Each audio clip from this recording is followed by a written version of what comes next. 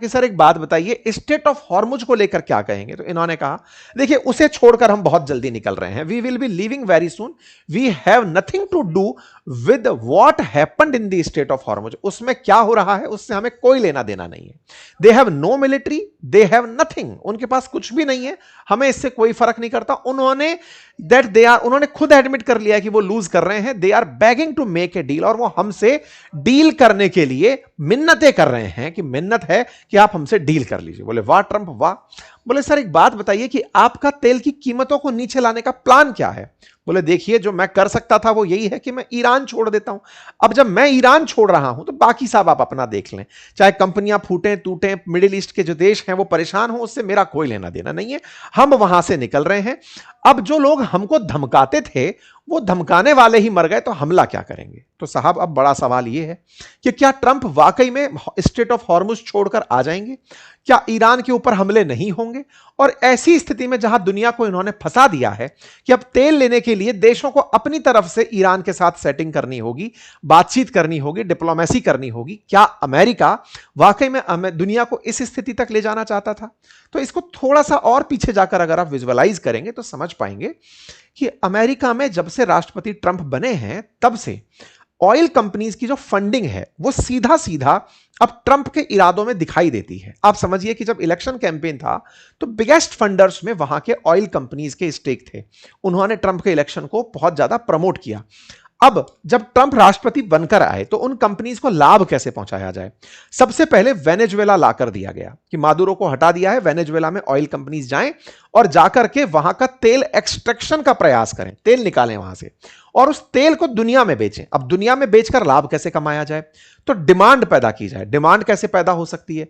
बोले रूस पर लगा दो सैंक्शन ताकि वो तेल ना बेचे। दूसरा, बचे रह गए ये सारे खाड़ी देश जहां से तेल निकलता है, सऊदी अरब से, कतर से, इन सब से, बोले इसका स्टेट ऑफ हॉर्मुज में बहुत सारा मामला फैला दो। फैल गया साहब मामला, तेल निकलने में दिक्कतें आना शुरू हो गई, दुनिया में डिमांड बहुत ज्यादा पैदा हो गई।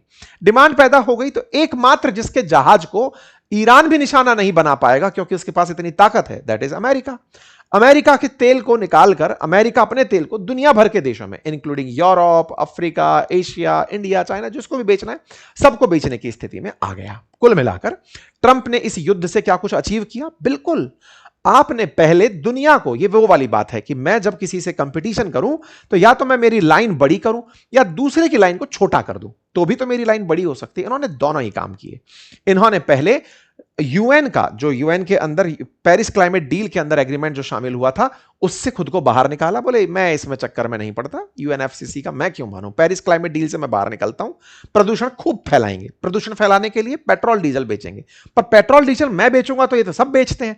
बोले ठीक है, पहले रशिया पर प्रतिबंध लगाओ, तुम नहीं बेचोगे, उसके बाद में मिडिल ईस्ट के हालात खराब कर दो, वो तेल नहीं बेच पाएंगे, उधर वेनेजुएला पर कंट्रोल कर लो, उसका तेल भी हम ही बेचेंगे। तो कुल मिलाकर एक बहुत बड़े, मतलब आप समझिए कि पूंजीपति और एक बहुत बड़े उद्योगपति और एक बहुत बड़े व्यापारी के रूप में अमेरिका ने डिमांड भी खुद, जैसे अपन लोग पढ़ते हैं ना ड्रेन ऑफ वेल्थ, कि भारत से कच्चा माल ले जाकर पका माल बनाकर ब्रिटिशर्स भारत में भेजते थे और हमको गरीब बनाया, ऐसे आने वाले समय में ट्रंप की इस थ्योरी को पढ़ा जाएगा कि ट्रंप ने पहले माहौल बनाया, माहौल बना करके कि लो सब फोड़ तार दिया है, अब मेरा माल बिकेगा, बढ़िया पैसे कमाएंगे। ठीक है साहब, हो गया। तो ट्रंप ने कुल मिलाकर के अपनी तरफ से यह कह दिया। अब लेकिन सवाल वहीं खड़ा है साहब, ऐसे तो फिर सब लोग बात कर लेंगे, ईरान से बातचीत हो जाएगी तो सब धीरे धीरे स्टेट ऑफ हॉर्मुज खुल जाएगा। ट्रंप के कारण ही तो हो सकता है ईरान नहीं खोल रहा हो, बाकी देशों के प्रभाव में खोल दे। तो इसके पीछे का तथ्य समझते हैं। देखो, ट्रंप कह रहे हैं कि वो जा रहे हैं बिल्कुल वैसे ही जैसे उन्होंने कहा था कि मैं 48 घंटे में इनके पावर प्लांट पर हमला कर दूंगा। नहीं किए, क्योंकि ईरान धमका दिया कि हम आपके पैरेलल जितने भी डिसैलिनेशन प्लांट हैं उन पर हमला कर देंगे। खुद ने कहा कि 5 दिन का सीज फायर कर रहा हूं, 23 मार्च को किया। 23 मार्च के बाद में 27 मार्च को फिर आए कि मैं 10 दिन का सीज फायर कर रहा हूं, लेकिन सीज फायर हुआ नहीं। मतलब अमेरिका ने उस पूरे सीज फायर की कहानी को एक मजाक के रूप में रखा। अमेरिका ने इस्फहान पर हमला कल किया, वो मैंने आपको दिखाया। यानी एक तरफ से सीज फायर चल रहा है और दूसरी तरफ हमले चल रहे हैं। इसका मतलब इनकी बातों में कुछ भी तर्क नहीं है। युद्ध के अंदर अगर ये शांति की बात कर रहे हैं तो शांति के बाद भी युद्ध होता रहेगा, इसके बारे में आप ट्रंप को ले सकते हैं। तो फिर बोले ये तो पागलपन है। तो भाई मैंने इसीलिए तो आपको 2 दिन पहले एक सेशन किया था जिसमें लिखा था कि पगला गए हैं ट्रंप, और हमने एक मैडमैन थ्योरी बताई थी कि ट्रंप ये दोहरी चाल चलते हैं सामने वाले को कंफ्यूज करने के लिए। भाई वो युद्ध रोक भी रहा है कि मार भी रहा है, समझ ही नहीं आ रहा है क्या चल रहा है इस बात को। लेकिन अगर करेक्ट तरीके से समझना है तो मार्को रूबियो के बयान को देखकर समझ सकते हैं। मार्को रूबियो से भी सेम सवाल किए गए, जो कि इनके विदेश मंत्री, रक्षा मंत्री जो भी बने घूमते हैं। पीटर हेगसेथ रक्षा मंत्री हैं, ये स्टेट मिनिस्टर हैं, गृह मंत्री और विदेश मंत्री की तरीके से रहते हैं। इनसे पूछा गया कि साहब ऑब्जेक्टिव पूरा हुआ? बोले हाँ हाँ, हम जिस काम के लिए गए थे हमने एयरफोर्स खत्म कर दी, नेवी खत्म कर दी, मिसाइल फैक्ट्री खत्म कर दी। बोले रेजिम चेंज? बोले वो उद्देश्य नहीं था, पलट गए। ये वो वाली बात है कि यूपीएससी का एग्जाम देना है आईएएस बनने के लिए। बोले नहीं नहीं, मेरे को तो टीचर बनना था, मैं तो पढ़ी इसलिए रहा था, मेरा सिलेक्शन नहीं होगा, पढ़ लिख कर मैं एक दिन बढ़िया शिक्षक बनूंगा। तो साहब एग्जाम क्वालिफाई नहीं हुआ, तो इन्होंने अपने आप को जिस भूमिका में है उसी को सही से मान लिया। इन्होंने कहा कि अगर गलती से ऐसा है कि कल को ईरान कहता है कि मैं पड़ोसियों के कमजोर केंद्रों को निशाना बनाऊंगा, तो अमेरिका ध्यान रख लेगा। कुल मिलाकर के अब ये पूरी तरह से परेशान इस बात को लेकर हो रहे हैं कि हमने बहुत कुछ किया लेकिन दुनिया हमारे काम को रिकॉग्नाइज नहीं कर रही है। लोग जितने भी हैं वो हमें रिकॉग्नाइज नहीं कर रहे हैं। इनसे किसी आप ही की तरह लोगों में से सवाल उठ गया कि सरकार एक बात बताइए। अच्छा, अमेरिकियों की एक खासियत यह है कि सवालों का जवाब देने से नहीं हटते। आप जो पूछोगे जवाब दे देंगे, इन्हें फर्क नहीं है। जैसे कई जगह आपके दिमाग में एक पिक्चर रहती है ना कि यार ये तो हम अपने राजनेताओं से पूछ ही नहीं सकते, इनसे आप जो चाहो पूछ लो। इनसे पूछा, वो भैया वो Kim Jong Un north Korea वालों के बारे में क्या ख्याल? बोले वो अच्छा आदमी है। ईरान बेकार आदमी। बोले वो अच्छा आदमी कैसे? बोले उसके पास न्यूक्लियर बम भी है, उसके बावजूद कभी उसने अमेरिका मुर्दाबाद, इजराइल मुर्दाबाद नहीं किया। Death to America, death to Israel कभी नहीं किया। ईरान वाले करते थे, इसलिए पनिशमेंट पाए। तो भाई अब आपके दिमाग में रहना चाहिए कि अमेरिका की नजर में न्यूक्लियर बम रखने वाले भी अच्छे हो सकते हैं। नॉर्थ कोरिया के दिन बढ़िया चलकर आ गए। खैर, किम जोंग इनके बारे में, नॉर्थ कोरिया के बारे में जो भी इनके स्टेटमेंट रहे हो, कुल मिलाकर ये अपनी पूरी ईरान की प्रक्रिया को अपनी सफलता के रूप में बताते हैं। ओके, इसके बाद में आगे की क्या कहानी है? आगे की कहानी कुछ इस प्रकार से है कि कल हमने आपको जानकारी दी थी कि अमेरिका प्लानिंग कर रहा है कि वो युद्ध में अपने सैनिक उतारेगा। क्या वाकई में उतारेगा? देखो क्या है ना जी, आज रात को मतलब टाइम दिया है कैरोलिना लेविट ने कि 9 बजे ट्रंप देश को संबोधित करेंगे। अब क्या संबोधित करेंगे अमेरिका को, यह सुनना होगा। अमेरिका के समय के हिसाब से सुबह 6 बजे होगा कल के दिन, तो आपको वो जानकारी मिल जाएगी। उस पर हम अभी चर्चा करेंगे कि क्या क्या घोषणाएं कर सकते हैं वो। लेकिन इतना तय है कि अमेरिका अगर गलती से जमीन पर उतरने की तैयारी करता है कि मैं जाऊंगा और वहां से मतलब यूरेनियम चुरा कर ले आऊंगा, जमीनी वॉर छेड़ दूंगा बिल्कुल अफगानिस्तान की तरह, तो उस पर इनकी प्रतिक्रिया ईरान वालों की आना शुरू हो गई है। ईरान वालों ने साफ कह दिया है कि सर अगर आपके दिमाग में ऐसा ख्याल है कि आप आएंगे, हम पर हमला करेंगे और हमारे संसाधनों को लेकर चले जाएंगे, तो तय रहिएगा कि आपके पश्चिम एशिया में जितने भी कंपनीज के ठिकाने हैं, एचपी का, गूगल का, लेनोवो का, जितने भी हैं, हम उन सबको निशाना बनाएंगे। अब बात कर लेते हैं अपडेट में कि सर वो पाकिस्तान ने जो मध्यस्थता की थी उसका क्या हुआ।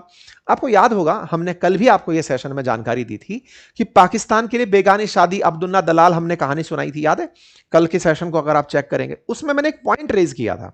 मैंने यह कहा था कि पाकिस्तान का उपयोग अमेरिका वैसे ही कर रहा है जैसे रिचर्ड निक्सन ने किया था पाकिस्तान का इस्तेमाल। रिचर्ड निक्सन ने किसिंगर को भेज करके कहा था पाकिस्तानियों से कि हमारे रिश्ते चाइना से बहाल कराओ, याद आया? अब एग्जैक्टली वही हुआ पाकिस्तान के अंदर 2 दिन पहले 29 और 30 मार्च के दिन, जब आपने सुना था कि यहां पर मिस्र से, सऊदी से, तुर्की से विदेश मंत्री आए थे बातचीत करने के लिए, तो मैंने आपसे यह कहा था कि अब पाकिस्तान जो है वो चाइना जाएगा बातचीत करने के लिए, क्योंकि पहले भी अमेरिका जिन चीजों को नहीं कर पाता फिर वो चाइना को लेकर आता है। तो देख लो यही हुआ। आज का अपडेट यह है कि पाकिस्तान के विदेश मंत्री जिन्होंने इन सबसे बातचीत की थी, इशाक डार, अमेरिका के इशारे पर चाइना पहुंच चुके हैं। वांग वी से, जो कि वहां के विदेश मंत्री हैं, उनसे मुलाकात किए हैं।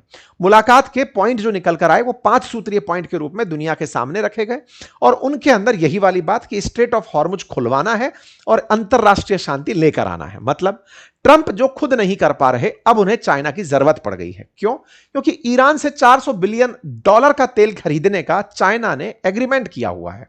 ऐसे में अगर ईरान टोल लगाने निकल पड़े तो चाइना के बहाने ईरान को मजबूती देने का हो सकता है एक ऐसा प्लान लाया जाए जिसमें ईरान को दुनिया भर के देश कहें कि तुम्हारा जो नुकसान हुआ है हम उसके लिए तुम्हारे को मदद दे देते हैं।